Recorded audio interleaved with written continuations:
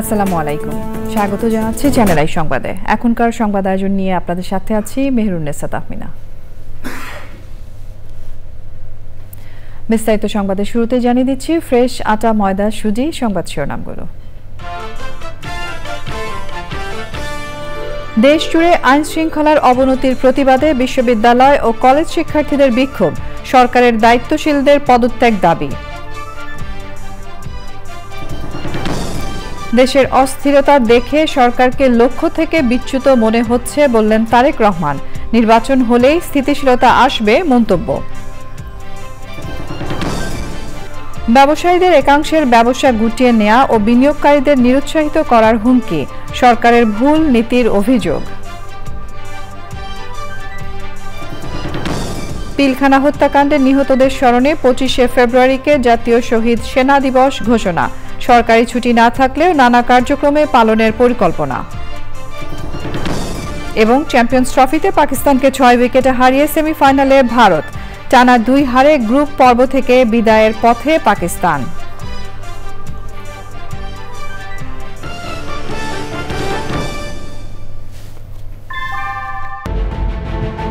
Primacy inbuilt. German technology, Bangladesh's first thermix rod, Salam Steel Thermax. সংবাদ শিরোনামগুলো জানাচ্ছিলাম। এখনকার এই সংবাদ আয়োজন একই সঙ্গে চ্যানেল আই এর ইউটিউব চ্যানেলে এবং চ্যানেল আই এর ওটিটি প্ল্যাটফর্ম আই স্ক্রিনে লাইভ স্ট্রিম হচ্ছে। এবার যাচ্ছে বিস্তারিত প্রসঙ্গে। দেশের আইন শৃঙ্খলা পরিস্থিতি যে কোনো সময়ের চেয়ে অবনতি হয়েছে বলেছেন বিভিন্ন বিশ্ববিদ্যালয় এবং কলেজ শিক্ষার্থীরা। জনগণের নিরাপত্তা নিশ্চিত করতে না পারলে স্বরাষ্ট্র উপদেষ্টা সহ দায়িত্বশীলদের পদত্যাগ চেয়েছেন তারা। দেশ জুড়ে খুন, ধর্ষণ সহ অপরাধ বেড়ে যাওয়ার প্রতিবাদে ব্র্যাক বিশ্ববিদ্যালয়, ইউল্যাব, ইডেন ও সরকারি তিতুমির কলেজের শিক্ষার্থীরা বিক্ষোভ সমাবেশ ও মানববন্ধন করেছেন। শহীদুল্লাহ রাজুর রিপোর্ট। যাত্রীবাহী বাসে সংঘবদ্ধ ধর্ষণ, দেশের বিভিন্ন স্থানে খুন, ছিনতাই, ডাকাতিসহ অপরাধ বেড়েছে এমন তথ্য গণমাধ্যম ও সামাজিক যোগাযোগ মাধ্যম জুড়ে হরহামেশাই। সারা দেশে আইনশৃঙ্খলা পরিস্থিতির অবনতির প্রতিবাদে রাজধানীর বিভিন্ন বিশ্ববিদ্যালয় ও কলেজ শিক্ষার্থীদের বিক্ষোভ সমাবেশ ও মানববন্ধন। সকালে ব্র্যাক বিশ্ববিদ্যালয়ের সামনে নিরাপত্তা আন্দোলন কর্মসূচি পালন করেছে শিক্ষার্থীরা। প্রতিবাদী প্লেকার্ড বহন করে বিক্ষুব্ধ শিক্ষার্থীরা জনগণের নিরাপত্তা দিতে না পারলে দায়িত্বরতদের পদত্যাগের আহ্বান জানান তারা। প্রতিটি ক্ষেত্রে ধর্ষকরা বারবার পার পেয়ে যাচ্ছে, কারণ তারা জানে তাদের উপর আইন প্রয়োগ করা হচ্ছে না। 2025 সালে এসে ধর্ষকদের বিরুদ্ধে আন্দোলন করতে হয়। আইন প্রশাসন, আইন শৃঙ্খলা এখনো দুর্বল।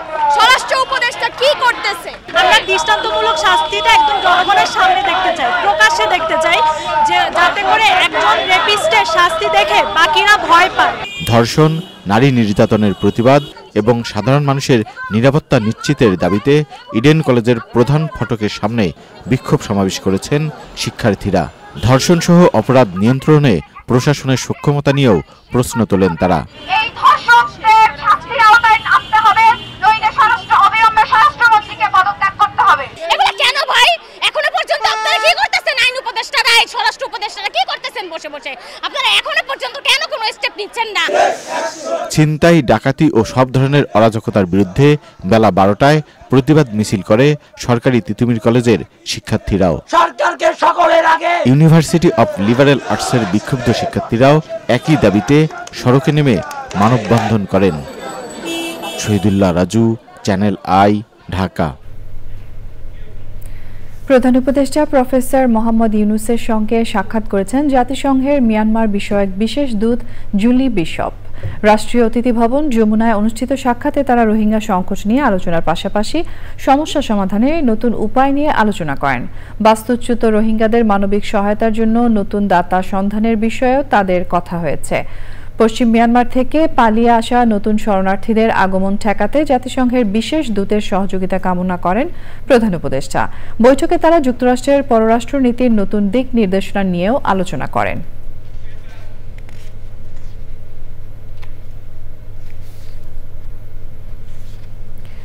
নানা গুঞ্জনের মধ্যে আজ সন্ধ্যা ৬টায় প্রধান উপদেষ্টার সঙ্গে সাক্ষাৎ করেছেন তথ্য উপদেষ্টা নাহিদ ইসলাম। প্রধান উপদেষ্টার বাসভবনে প্রায় ১ ঘণ্টা অবস্থান করে পতাকাবাহী গাড়িতে বের হয়ে আসেন তিনি। এরই মধ্যে সামাজিক যোগাযোগ মাধ্যমে গুঞ্জন ওঠে পদত্যাগ করেছেন অন্তর্বর্তী সরকারের তথ্য উপদেষ্টা নাহিদ ইসলাম। তবে নাগরিক কমিটির মুখ্য সংগঠক সার্জিস আলম নিশ্চিত করেছেন উপদেষ্টা নাহিদ ইসলাম পদত্যাগ করেননি। এর আগে গত মঙ্গলবার নাহিদ ইসলাম জানিয়েছিলেন উপদেষ্টা পদ থেকে পদত্যাগ ও নতুন রাজনৈতিক দলে যোগদানের বিষয়ে সপ্তাহের শেষ দিকে তিনি চূড়ান্ত সিদ্ধান্ত নেবেন।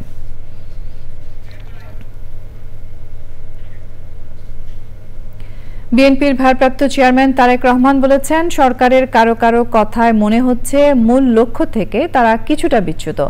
রাজধানীতে ৩১ দফা প্রশিক্ষণ কর্মশালায় ভার্চুয়ালি যুক্ত হয়ে তিনি বলেন, দেশে অস্থিরতা বিরাজ করছে। এই মুহূর্তে সরকারের মূল লক্ষ্য হওয়া উচিত দেশ স্থিতিশীল করা, আর নির্বাচন হলেই দেশ স্থিতিশীল হবে বলে জানান তিনি। রাহুল রায়ের রিপোর্ট। রাষ্ট্র কাঠামো নির্মাণে ৩১ দফা নিয়ে সারা দেশেই প্রশিক্ষণ কর্মশালার আয়োজন করছে বিএনপি। এই ৩১ দফা নিয়ে রাজধানীতে ছিল ঢাকা বার আইনজীবী ফোরামের কর্মশালা। লন্ডন থেকে ভার্চুয়ালি যুক্ত হন বিএনপির ভারপ্রাপ্ত চেয়ারম্যান তারেক রহমান। সংস্কার প্রস্তাব বাস্তবায়নের জন্য নির্বাচিত সংসদের প্রয়োজনীয়তার কথা বলেন তিনি। বলেন, দেশকে স্থিতিশীল করার কথাও। সরকারের বিভিন্ন ব্যক্তির বিভিন্ন কথাবার্তা থেকে আমাদের কাছে মনে হচ্ছে তারা এবং বিভিন্ন ব্যক্তির আলোচনা থেকে ফুটে উঠছে যে তারা সম্ভবত তাদের লক্ষ্য থেকে কিছুটা হলেও বিচ্যুত হচ্ছেন। আমরা যদি আমাদের চারিদিকে তাকাই তাহলে আমরা একটি অস্থিরতা হয়তো লক্ষ্য করতে পারি। রাজনীতিতে যখন কনফিউশন থাকবে, অস্থিরতা তখন দেখা দিবে। মূল লক্ষ্য হওয়া উচিত অন্তর্বর্তীকালীন সরকার সহ প্রতিটি মানুষের আমাদের মূল লক্ষ্য হওয়া উচিত অবশ্যই দেশকে আগামী দিনে একটি যত দ্রুত সম্ভব একটি স্টেবল স্থিতি অবস্থার কাছে নিয়ে আসা। এটি আগে করব না ওটি আগে করব, ওটি আগে করব না এটি আগে করব, এই তর্ক বিতর্ক যদি চলতে থাকে তাহলে সামগ্রিকভাবে জাতি কিন্তু ক্ষতিগ্রস্ত হবে আরো বেশি। বিএনপি কেন বারবার নির্বাচনের কথা বলে, সেই যুক্তিও তুলে ধরেন তারেক রহমান। কোন কোন ব্যক্তি বলার চেষ্টা করেন বা বলে থাকেন যে নির্বাচন হলেই কি সব সমস্যার সমাধান হয়ে যাবে। নির্বাচন হলে যেহেতু একটি স্থিতি অবস্থা আসবে এবং ধীরে ধীরে রিফর্ম কাজগুলো শুরু হবে, সমস্যাগুলোর প্রকটতা তীব্রতা ধীরে ধীরে কমা শুরু করবে এবং নির্বাচন হলে সমস্যাগুলোর সমাধান কিভাবে করা যায় এটি দায়িত্বপ্রাপ্ত হবেন বিভিন্ন মানুষ। যখন দায়িত্বপ্রাপ্ত হবেন স্বাভাবিকভাবেই তারা বসবেন, তারা আলোচনা করবেন, তারা কাজ করবেন। তারেক রহমান বলেছেন, বৃহৎ মতামতের ভিত্তিতেই এই ৩১ দফা, তাই রাষ্ট্রের কল্যাণের জন্যই ৩১ দফা বাস্তবায়ন করতে হবে। সুযোগ যদি বাংলাদেশ জাতীয়তাবাদী। রাহুল রায়, চ্যানেল আই, ঢাকা। গণহত্যার অভিযোগে শেখ হাসিনা ও আওয়ামী লীগের বিচার শুরু করা ছাড়া দেশে কোনো নির্বাচন হবে না বলে জানিয়েছেন জাতীয় নাগরিক কমিটির আহ্বায়ক নাসিরউদ্দিন পাটোয়ারি। গণহত্যায় অভিযুক্তদের সর্বোচ্চ শাস্তি মৃত্যুদণ্ড চেয়েছেন নাগরিক কমিটির সদস্য সচিব আক্তার হোসেন। তবে আন্তর্জাতিক বিচার ব্যবস্থায় মৃত্যুদণ্ডকে সমর্থন দেয়া হয় না বলে তাদের দাবির সাথে একমত নন ব্যারিস্টার সারা হোসেন। পরাগ আজিমের রিপোর্ট। জুলাই হত্যাকাণ্ড বিষয়ে জাতিসংঘের ফ্যাক্ট ফাইন্ডিং প্রতিবেদন নিয়ে জাতীয় নাগরিক কমিটির উদ্যোগে আলোচনা সভা। জাতীয় প্রেস ক্লাবে ওই আলোচনায় নাগরিক কমিটির সদস্যরা ছাড়াও অংশ নেন সুপ্রিম কোর্টের আইনজীবীরা। বক্তারা বলেন, জাতিসংঘের ফ্যাক্ট ফাইন্ডিং প্রতিবেদন জুলাই হত্যাকাণ্ডের একটি অনন্য দলিল, অথচ এটি নিয়ে তেমন আলোচনা নেই।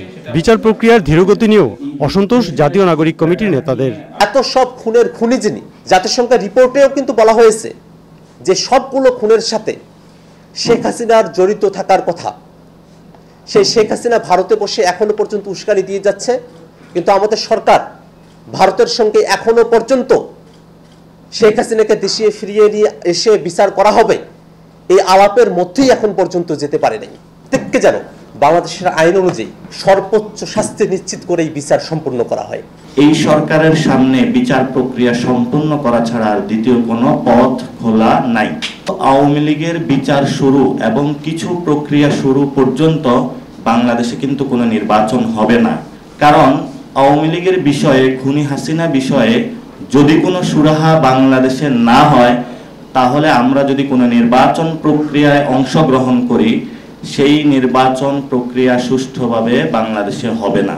গণহত্যার বিচার প্রক্রিয়ার নানা দিক নিয়ে কথা বলেন সিনিয়র আইনজীবী ব্যারিস্টার সারা হোসেন।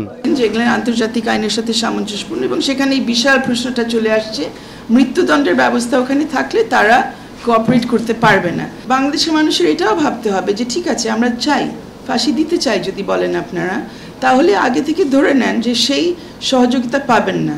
সেখানে যদি বলেন যে আমাদের দরকার নেই সহযোগিতা, আমরা আমাদের মতো করে ফেলবো, তাহলে একটু ভেবে দেখবেন যে সেইটাতে পরবর্তীতে কোনো সমস্যা হবে। তবে যার যার অপরাধ অনুযায়ী সর্বোচ্চ শাস্তির দাবি জানান বক্তারা। পরাগ আজিম, চ্যানেল আই, ঢাকা। ব্যবসা বন্ধ করে দেওয়ার হুমকি দিয়ে ব্যবসায়ীদের একটি অংশ বলছেন, একের পর এক ভুল নীতির খেসারত দিতে গিয়ে সামনের দিনগুলোতে বেতন দিতে পারবেন না তারা। গ্যাসের মূল্য বৃদ্ধির প্রস্তাবের বিরোধিতা করে কেবল দেশি উদ্যোক্তা নয়, বিদেশি বিনিয়োগকারীরাও বলছেন বাধ্য হলে ব্যবসা গুটিয়ে চলে যাবেন। নতুন বিনিয়োগকারী আসতে নিরুৎসাহিত করবেন তারা। রিজওয়ান আজের রিপোর্ট। প্রস্তাবিত জ্বালানির মূল্যবৃদ্ধির প্রভাব নিয়ে গবেষণা সংস্থা পলিসি এক্সচেঞ্জ এবং ইকোনমিক রিপোর্টার্স ফোরামের উদ্যোগে সেমিনার। মূল প্রবন্ধ তুলে ধরেন অর্থনীতিবিদ মাসরুর রিয়াজ। ব্যবসায়ীদের বক্তব্য, ভয়ঙ্কর বাজে অবস্থার মধ্যে আছেন তারা। পর্যায়ক্রমে বাড়তে পারে, তো আপনি 100 করে করে আগাইতেছেন, তো টাকাগুলো যায় কোথায়? আমরা যে বিল দিচ্ছি এখনো, তো আমার দুয়ারে গ্যাস আসে না কেন? টাকাটা দিয়ে করেন কি আপনি? আপনারা তো আমাদের জীবন নিয়ে ছিনিবিনি খেলতেছেন, যা মন চায় তাই করতেছেন, আর প্রাইস বৃদ্ধির ফর্মুলার মধ্যে আটকে আছেন। The quality of gas is জানা, কিন্তু বিল নেওয়ার সময় যেটা আসলে মিটার করে দিচ্ছে। গ্যাসের মূল্য বৃদ্ধির বিরুদ্ধে অবস্থান বিদেশি বিনিয়োগকারীদেরও। ইনভেস্টররা কেন ইনভেস্ট করে না বাংলাদেশ? অলমোস্ট এমনভাবে জিজ্ঞাসা করেন অনেকেই যে এটা একটা বার্থ রাইট। আমাদের একটা বুঝতে হবে, ইনভেস্টার্স হ্যাভ চয়েস। বাংলাদেশে আসার জন্য কেউ মরে নাই।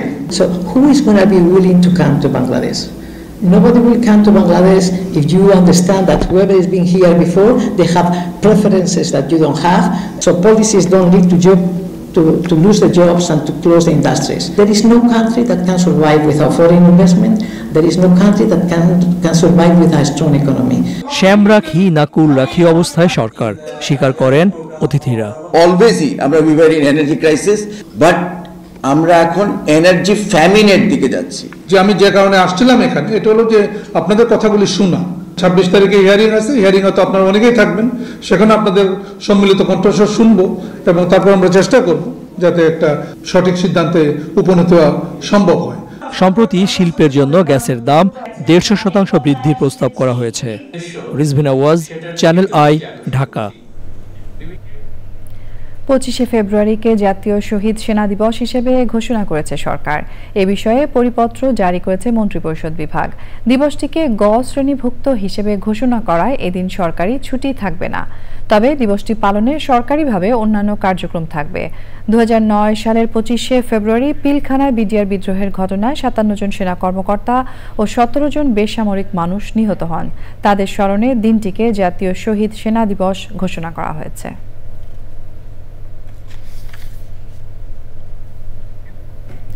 বই মেলার 23তম দিনে প্রকাশিত হয়েছে নানা ধর্মী বই। আবহাওয়াজনিত কারণে আজ দর্শক উপস্থিতি ছিল কিছুটা কম। বইমেলা নিয়ে ইফতেখারউদ্দিনের রিপোর্ট। অমর একুশে বইমেলা প্রাঙ্গণ বইপ্রেমীদের কাছে বরাবরই তুমুল আকর্ষণের স্থান। গ্রন্থ উন্মোচন মঞ্চে প্রকাশিত হয়েছে নানা ধর্মী বই। Saint Joseph higher secondary school বইমেলায় প্রকাশ করেছে শিক্ষার্থীদের লেখা গবেষণা গ্রন্থ। শিক্ষায় প্রযুক্তি ব্যবহার, এটার সুবিধা অসুবিধা ঝুঁকি কি আছে, আর ইংরেজি বইটা সেটা হচ্ছে এই কিশোর বয়সের শিক্ষার্থীদের মানসিক স্বাস্থ্য সম্পর্কিত যে বিষয়গুলো। হৃদয় সাহিত্য প্রকাশনীর 15টি বই একসাথে বইমেলায় এসেছে। এ যাবৎ 21টি বই প্রকাশিত হয়েছে, যার 16টি বই আজকে মোড়ক উন্মোচন হয়েছে। বাকি আরও 12টা বই আসবে, সেগুলো হচ্ছে কাজ হচ্ছে। এছাড়াও ভিন্ন ভিন্ন বই প্রকাশিত হয়েছে বইমেলায়। নিজের বইয়ের বিষয়বস্তু তুলে ধরেন লেখকরা। আমার বইয়ের নাম জীবন সাগর। একজন মা যেভাবে সন্তানদেরকে বড় করে তোলে, আমি ঠিক সেই জিনিসটাই আমার বইয়ে তুলে ধরতে চেষ্টা করেছি। দেশনেত্রী বেগম খালেদা জিয়ার জেল জীবন নিয়ে ওনার যে অনুভূতিগুলো সেই অনুভূতিগুলো প্রকাশ করার চেষ্টা করেছি আমি। বইটির নাম হচ্ছে জেল থেকে বলছি।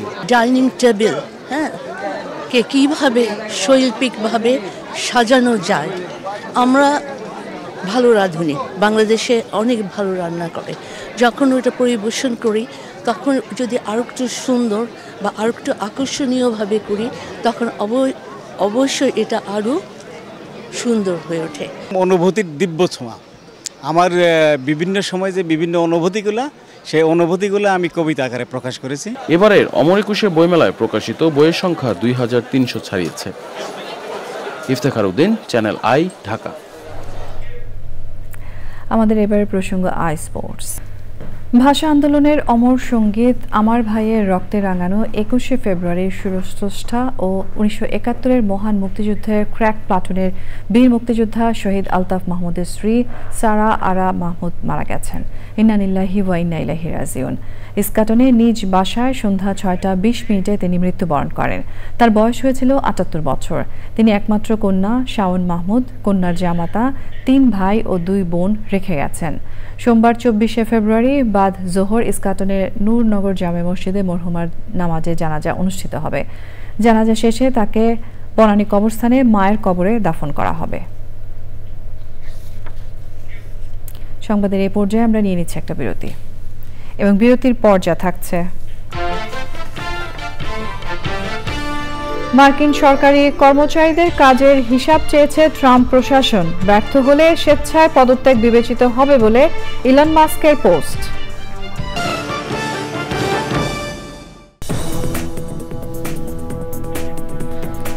স্বাগত জানাচ্ছি আরও একবার চ্যানেল আই সংবাদে। সিরাজগঞ্জের বাজার স্টেশনে মুক্তির সোপানে আমরা বিএনপি পরিবার আয়োজিত জুলাই আগস্ট আন্দোলনে শহীদ পরিবারের সাথে সাক্ষাৎ ও অনুদান প্রদান অনুষ্ঠান হয়েছে। আয়োজনে প্রধান অতিথি ছিলেন বিএনপির জাতীয় স্থায়ী কমিটির সদস্য ও সাবেক মন্ত্রী ইকবাল হাসান মাহমুদ টুকু। তিনি বলেন, যারা সংস্কারের কথা বলছেন তাদের তারেক রহমান ঘোষিত 31 দফা পড়ে নেওয়া উচিত, সেখানে সব বলা আছে। তিনি বলেন, সংস্কার চান, নির্বাচন দিন, নতুন সরকার এসে জাতীয় সংসদে সংস্কার নিয়ে আলোচনা করবে। এছাড়াও জুলাই আগস্ট আন্দোলনে সিরাজগঞ্জের শহীদ 11 জনের পরিবারের সদস্যদের হাতে অনুদান তুলে দেন তিনি। বিমান বাহিনী প্রধান হাসান মাহমুদ খান বলেছেন, দেশের আকাশসীমা ও সার্বভৌমত্ব রক্ষায় এয়ার পাওয়ারের যথাযথ ব্যবহারে সর্বদা সচেষ্ট রয়েছে বাংলাদেশ বিমান বাহিনী। Bangladesh institute of international and strategic studies মিলনায়তনে গোলটেবিল আলোচনায় তিনি বলেন, এয়ার পাওয়ার দেশের জাতীয় নিরাপত্তা নিশ্চিতে অগ্রণী ভূমিকা পালন করছে। বিভিন্ন মন্ত্রণালয়ের ঊর্ধ্বতন কর্মকর্তা, রাষ্ট্রদূত, হাইকমিশনার, সামরিক ও বেসামরিক কর্মকর্তারা এই সময় উপস্থিত ছিলেন। এতে সভাপতিত্ব করেন সশস্ত্র বাহিনী বিভাগের সাবেক পিএসও অবসরপ্রাপ্ত লেফটেন্যান্ট জেনারেল মোহাম্মদ মাহফুজুর রহমান। স্বাগত বক্তব্য রাখেন বিজ এর মহাপরিচালক মেজর জেনারেল ইফতেখার আনিস। এবারে নিটল টাটা আন্তর্জাতিক সংবাদ।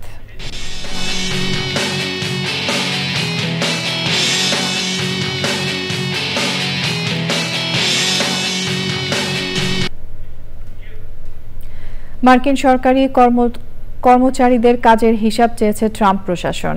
গত সপ্তাহে করা কাজের তালিকা চেয়ে শনিবার সন্ধ্যায় একটি ইমেল পান দেশটির ফেডারেল কর্মচারীরা। 5টি বুলেট পয়েন্ট দিয়ে সোমবার মধ্যরাতের মধ্যে ইমেইলের জবাব দিতে বলা হয়েছে। জবাব না দিলে চাকরি হারানোর ঝুঁকি রয়েছে বলে মেইলে জানানো হয়েছে। ইমেল পাঠানোর কিছুক্ষণ আগেই ট্রাম্প প্রশাসনের ডিপার্টমেন্ট অফ গভর্নমেন্ট এফিসিয়েন্সি প্রধান, বিশ্বের শীর্ষ ধনকুবের ইলন মাস্ক পোস্টে লিখেন, সব ফেডারেল কর্মচারী শিগগিরই একটি ইমেল পাবেন যেখানে জানতে চাওয়া হবে তারা গত সপ্তাহে কি কাজ করেছেন। উত্তর দিতে ব্যর্থ হলে তা স্বেচ্ছায় পদত্যাগ বলে বিবেচিত হবে। মাস্কের এই পোস্টের কয়েক ঘন্টা আগে প্রেসিডেন্ট ডোনাল্ড ট্রাম্প সামাজিক যোগাযোগ মাধ্যম ট্রুথ সোশ্যালে পোস্টে লিখেন, ডিওজিকে আরও আক্রমণাত্মক হতে হবে এবং কর্মী সংখ্যা কমিয়ে সরকারকে ঢেলে সাজাতে হবে। আইস্ক্রিন সাংস্কৃতিক সংবাদ।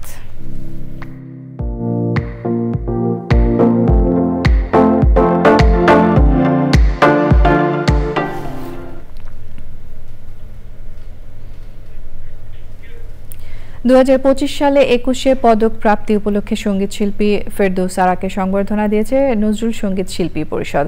সন্ধ্যায় রাজধানীর রাওয়া ক্লাবে এই আয়োজন করা হয়। আয়োজনে আগামী নজরুল জন্মবার্ষিকীতে 3 দিনের সম্মেলন করার সিদ্ধান্তের কথা জানায় সংগঠনটি। সুলতানা হিমু রিপোর্ট। নজরুল সঙ্গীত জগতের প্রখ্যাত এক নাম সঙ্গীত শিল্পী ফেরদৌস আরা। নজরুল সঙ্গীত অঙ্গনে অসামান্য অবদান রাখায় এবছর 21 পদকে ভূষিত হয়েছেন তিনি। শিল্পীর এই প্রাপ্তিতে আনন্দ আয়োজনে উদযাপন করেছে নজরুল সঙ্গীত শিল্পী পরিষদ। এটা তখন আরো বেশি ভালো লাগে যখন আমাকে কেউ দেখেই বলেন যে বুকটা ভরে গেল, আপনার এখনো পাওয়া হয়নি, আবার আরেকজন বলবে যে আপনার অনেক আগেই পাওয়া উচিত ছিল। এই কিছু বক্তব্যে এত নিজের উপর আস্থা বেড়ে যায়, এত শক্তিমান হয়ে উঠি এবং মনে হয় আসলে এত কাল এত নিভৃতে আমরা এই সঙ্গীত চর্চা করে থাকি যে কখনো লক্ষ্যমাত্রা নির্ধারণ করতে পারি না যে এই পর্যন্ত যাব। নজরুল চেতনা ছড়িয়ে দিতে জেলায় জেলায় শিল্পীদের প্রশিক্ষণ দেওয়ার বিষয়টি তুলে ধরেন আয়োজকরা। আগামী নজরুল জন্মবার্ষিকীতে 3 দিনের সম্মেলন আয়োজনের কথা জানান তারা। আমরা 3 দিন ব্যাপী একটা সম্মেলন করব, যেটাতে আমরা প্রত্যেক জেলা থেকে ন্যূনতম 2 জন করে শিল্পীকে আমন্ত্রণ জানাবো ঢাকায়, এবং আমরা সেখানে তাদেরকে সম্মানিত করব। মানে একটা পদকের ব্যবস্থা থাকবে, কোনো জেলা বা কোনো বিভাগ বা শ্রেষ্ঠ শিল্পী। নজরুল সঙ্গীতের মতো এত বড় একটা সংগঠন আমাদেরকে সেই সুযোগটা দেওয়া হয়নি, কি কোন অদৃশ্য কারণে। সুতরাং আমরা যাতে প্রত্যেকটা জেলায় গিয়ে প্রশিক্ষণ প্রদান করতে পারি শুদ্ধ বাণী ও সুরে নজরুল সঙ্গীতের। অনুষ্ঠানে উপস্থিত ছিলেন নজরুল সঙ্গীত শিল্পী পরিষদের নতুন কমিটির সদস্যরা। Sultana Himu, channel I, Dhaka. এবারে রয়েছে কৃষি সংবাদ।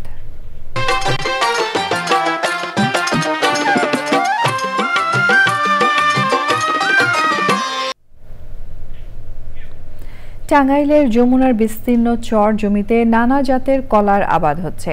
সামান্য পরিচর্যা করলেই বেড়ে ওঠে এসব কলা গাছ। রোগবালাই কম থাকায় কলা আবাদে ঝুঁকি কম। তবে যমুনার ভাঙনে মাঝে মধ্যেই বিলীন হয়ে যাচ্ছে এসব চরাঞ্চল। টাঙ্গাইল থেকে মুসলিম উদ্দিন আহমেদের রিপোর্ট। সাধারণত টাঙ্গাইলে পাহাড়ি এলাকায় কলার আবাদ হয়। চলতি মৌসুমে টাঙ্গাইলে প্রায় 4900 হেক্টর জমিতে কলার আবাদ হয়েছে। উৎপাদন হবে 1,30,200 মেট্রিক টন কলা। লাভজনক হয় কৃষক খুশি কলার আবাদ করে। 400 থেকে 450 বা 500 মতো কলা গাছ আছে। 1-150 মতো এখন মোটামুটি ছড়িয়ে আইছে। মাসখানের মধ্যে হয়তো 100টা বা 80টা কাটা যাবে। সার বীজ দিয়া 5-6 হাজার টাকার মতো খরচা যায় 2 বিঘা জায়গা। আমার কিন্তু খুব ভালো লাভবান হই আমি। 2 বিঘা জায়গা প্রায় 2 লাখ টাকা কলা গাছ হয়, বুঝছেন।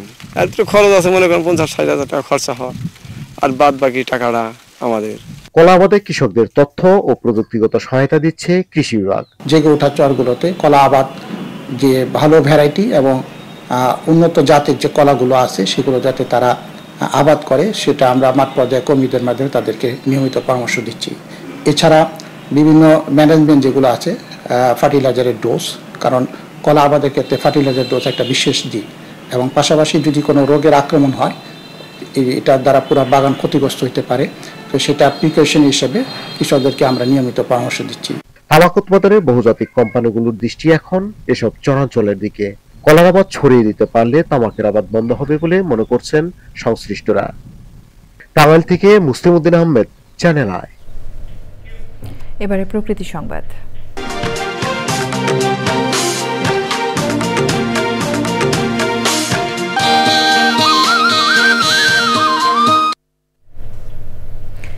নরসিংদীর পলাশে অনুমোদনহীন ব্যাটারি কারখানা পরিবেশ ও প্রকৃতিতে মারাত্মক দূষণ ছড়াচ্ছে।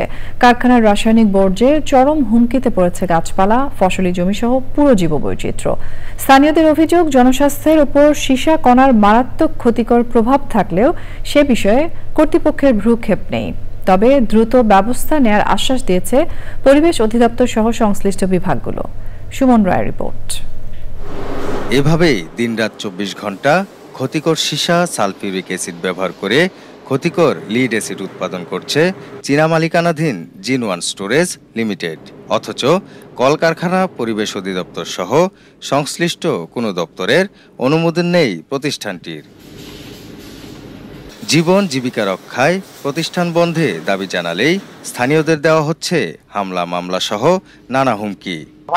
আমরা পোলাফান আগর অসুবিধা হইতেছে, তারা আরো আমাদেরকে হুমকি দেয় যে যদি এটার মধ্যে কেউ কথা বলতে আসে তাহলে এদেরকে মামলা দিবে। শিগগিরই উদ্যোগ না নিলে জনস্বাস্থ্য, পরিবেশ ও প্রতিবেশ দীর্ঘস্থায়ী হুমকিতে পড়বে।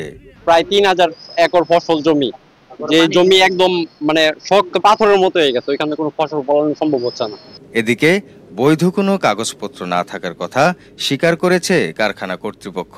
আমাদের কিছু ডকুমেন্টস ল্যাকিংস আছে, সেটা ঠিক আছে, কিন্তু আমরা সেগুলো সাবমিট করেছি এবং সাবমিট করার জন্য প্রসেস আছে, উইদিন শর্ট টাইমে আমরা এগুলো পেয়ে যাব। তবে পরিবেশ বিরোধী কর্মকাণ্ডে জড়িত কোনো প্রতিষ্ঠানকে অনুমোদন দেওয়া হবে না জানিয়েছে পরিবেশ অধিদপ্তর। আইন অনুযায়ী পরবর্তী ব্যবস্থা নেওয়া হবে বলছে প্রশাসন। কারখানা বন্ধ করার জন্য, কারখানার যে ক্ষতি করেছে ওই এলাকার মানুষের সেই ক্ষতিপূরণ আদায় করার জন্য আমি সুপারিশ করেছি, দপ্তর থেকে অ্যাকশনও নেওয়া হয়েছে। হাইকোর্ট একটা 6 মাসের তাদেরকে সময় দিয়েছে যে পরিবেশগত যত ছাড়পত্র তা গ্রহণ করতে হবে এই 6 মাসের মধ্যে, অন্যথায় এইভাবে কার্যক্রম চালাতে পারবে না বললে সেটা ডিক্লারেশন আসবে। জীবন জীবিকা রক্ষায় অবৈধ ব্যাটারি কারখানা বন্ধে দ্রুত কার্যকরী উদ্যোগ নেবে সংশ্লিষ্ট প্রশাসন, প্রত্যাশা ভুক্তভোগীদের। নরসিংদী থেকে সুমন রায়, চ্যানেল আই। এবারে ঢাকা ব্যাংক পিএলসি বাণিজ্য সংবাদ।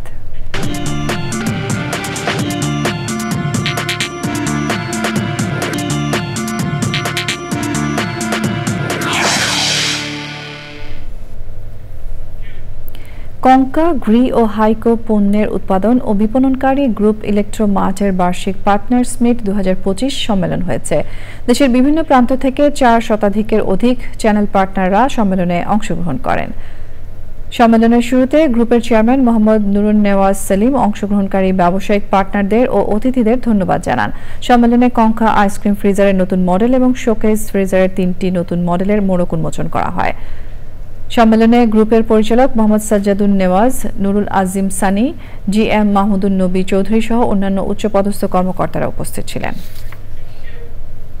জিপিএইচ ইস্পাত লিমিটেড জাতীয় রাজস্ব বোর্ড অথরাইজড ইকোনমিক অপারেটর হিসেবে স্বীকৃতি অর্জন করেছে। এই উপলক্ষে আয়োজিত অনুষ্ঠানে জিপিএইচ ইস্পাতের পক্ষ থেকে সম্মাননা গ্রহণ করেন কোম্পানির ব্যবস্থাপনা পরিচালক মোহাম্মদ জাহাঙ্গীর আলম। এর মধ্য দিয়ে জিপিএইচ ইস্পাত লিমিটেড আন্তর্জাতিক বাণিজ্য নীতিমালা ও সাপ্লাই চেইন নিরাপত্তা মেনে চলার ক্ষেত্রে তাদের দৃঢ় প্রতিশ্রুতি তুলে ধরেছে।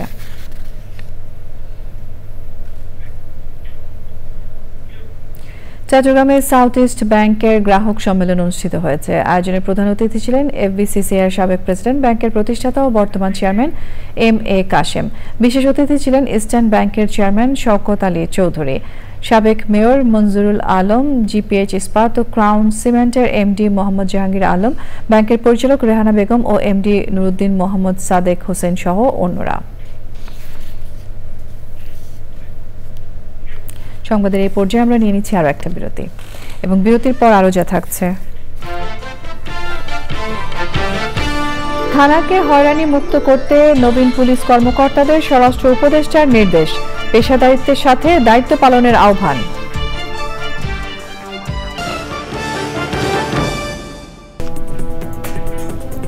স্বাগত জানাচ্ছি আরো একবার চ্যানেল আই সংবাদে।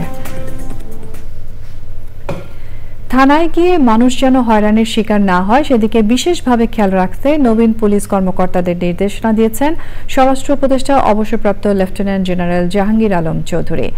রাজশাহীর শারদায় বাংলাদেশ পুলিশ একাডেমিতে 40তম বিসিএস পুলিশ ক্যাডারের শিক্ষানবিশ সহকারী পুলিশ সুপারদের প্রশিক্ষণ সমাপনী কুচকাওয়াজ অনুষ্ঠানে তিনি পেশাদারিত্ব, আন্তরিকতা, নিষ্ঠা ও দায়িত্বশীলতার সাথে কর্তব্য পালন করারও আহ্বান জানিয়েছেন।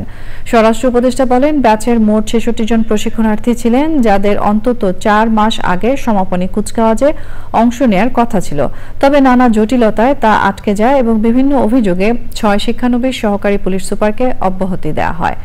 সমাপনী কুচকাওয়াজে বাকি 57 জন এবং 38তম বিসিএস পুলিশের 3 জন শিক্ষানবিশ সহকারী পুলিশ সুপার অংশ নেন। সমাপনী কুচকাওয়াজে অভিবাদন গ্রহণ করেন স্বরাষ্ট্র উপদেষ্টা।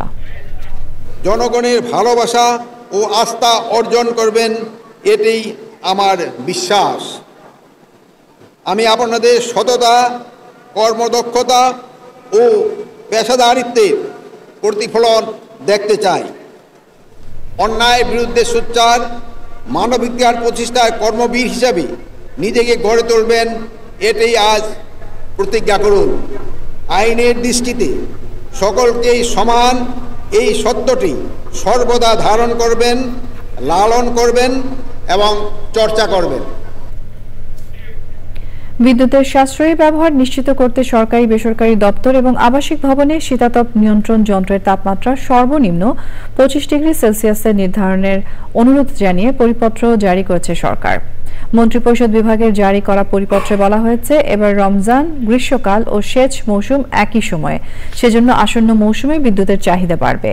তাই সব সরকারি, স্বায়ত্তশাসিত, সংবিধিবদ্ধ ও বেসরকারি প্রতিষ্ঠানের শীতাতপ নিয়ন্ত্রণ যন্ত্রের তাপমাত্রা 25 ডিগ্রি সেলসিয়াস বা এর উপরে নির্ধারণ করা হয়েছে। সিদ্ধান্তটি বিভিন্ন ব্যবসায়ী সংগঠনের মাধ্যমে বেসরকারি খাতকেও অবহিতকরণে বাণিজ্য মন্ত্রণালয়কে এবং বেসরকারি স্বেচ্ছাসেবী সংস্থাগুলোকে অবহিতকরণের জন্য সমাজকল্যাণ মন্ত্রণালয় ও এনজিও বিষয়ক ব্যুরোকে অনুরোধ করা হয়েছে। শ্রবণ সমস্যার রোগীদের জন্য নতুন শ্রবণ যন্ত্র নিয়ে এসেছে ওয়াইড নেশনস গ্রুপ। শ্রবণ সমস্যা সমাধানে নতুন এই সেবা কার্যকর ভূমিকা পালন করবে বলে মনে করছে কর্তৃপক্ষ। রাজধানীর ফরচুন স্কয়ারে আনুষ্ঠানিকভাবে নতুন এই সেবার উদ্বোধন করা হয়। অনুষ্ঠানে প্রতিষ্ঠানটির কর্তা ব্যক্তি সহ স্টেক হোল্ডাররা উপস্থিত ছিলেন।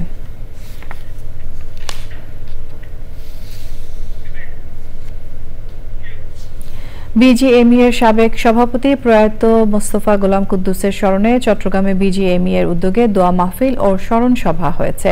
বিজিএমই ভবনে মাহবুব আলী হলে প্রশাসক আনোয়ার হোসেনের সভাপতিত্বে এতে বক্তৃতা করেন বিজিএমই এর সাবেক সভাপতি এস এম ফজলুল হক, এস এম মনিরুজ্জামান, সাবেক সহ সভাপতি এস এম নুরুল হক, এস এম আবু তৈয়ব, মঈনুদ্দিন আহমেদ মিন্টু, নাসিরউদ্দিন চৌধুরী সহ অন্যরা।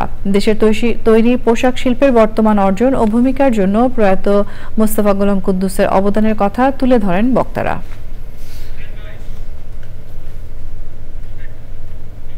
সংবাদের এই পর্যায়ে আমরা নিয়ে নিচ্ছি আরো একটা বিরতি, এবং বিরতির পর খেলার খবরে যা থাকছে। স্বাগত জানাচ্ছি আরো একবার চ্যানেল আই সংবাদে। চট্টগ্রাম ইপিজেড এর বেবজা পাবলিক স্কুল ও কলেজ বার্ষিক ক্রীড়া ও সাংস্কৃতিক প্রতিযোগিতা এবং পুরস্কার বিতরণ হয়েছে। প্রধান অতিথি ছিলেন বেবজার নির্বাহী চেয়ারম্যান ও বেবজা পাবলিক স্কুল ও কলেজের গভর্নিং বডির সভাপতি major general Abul Kalam Mohammad Ziaur Rahman. বেবজা public school ও কলেজ চট্টগ্রামের অধ্যক্ষ প্রফেসর নাজমুল হক শিকদারের সভাপতিত্বে অনুষ্ঠানে বিশেষ অতিথি ছিলেন তাহমিনা জিয়া ও চট্টগ্রাম ইপিজেড এর নির্বাহী পরিচালক মোহাম্মদ আব্দুস সোবহান। প্রায় 1200 শিক্ষার্থীর অংশগ্রহণে অনুষ্ঠিত ক্রীড়া প্রতিযোগিতায় কর্ণফুলী হাউস চ্যাম্পিয়ন এবং যমুনা হাউস রানার্স আপ হয়েছে।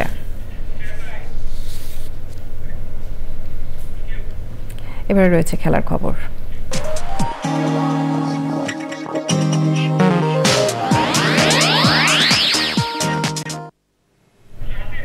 সংবাদ শেষ করব ফ্রেশ আটা ময়দা সুজি সংবাদ শিরোনামগুলো আরো একবার জানিয়ে দিয়ে। দেশ জুড়ে আইন শৃঙ্খলার অবনতির প্রতিবাদে বিশ্ববিদ্যালয় ও কলেজ শিক্ষার্থীদের বিক্ষোভ, সরকারের দায়িত্বশীলদের পদত্যাগ দাবি। দেশের অস্থিরতা দেখে সরকারকে লক্ষ্য থেকে বিচ্যুত মনে হচ্ছে বললেন তারেক রহমান। নির্বাচন হলেই স্থিতিশীলতা আসবে মন্তব্য। ব্যবসায়ীদের একাংশের ব্যবসা গুটিয়ে নেওয়া ও বিনিয়োগকারীদের নিরুৎসাহিত করার হুমকি, সরকারের ভুল নীতির অভিযোগ।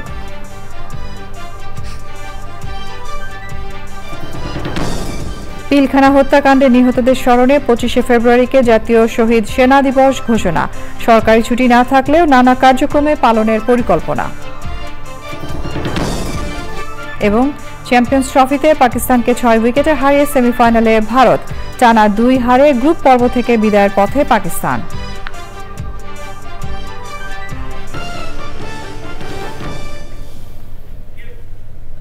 প্রিয় দর্শক, চ্যানেল আইয়ের সর্বশেষ সংবাদ জানতে ভিজিট করুন channelionline.com এ। যুক্ত থাকুন আমাদের সোশ্যাল মিডিয়া প্ল্যাটফর্মগুলোর সাথে। এই সঙ্গে শেষ করছি আমাদের এখনকার সংবাদ আয়োজন। ধন্যবাদ এতক্ষণ সঙ্গে থাকার জন্য।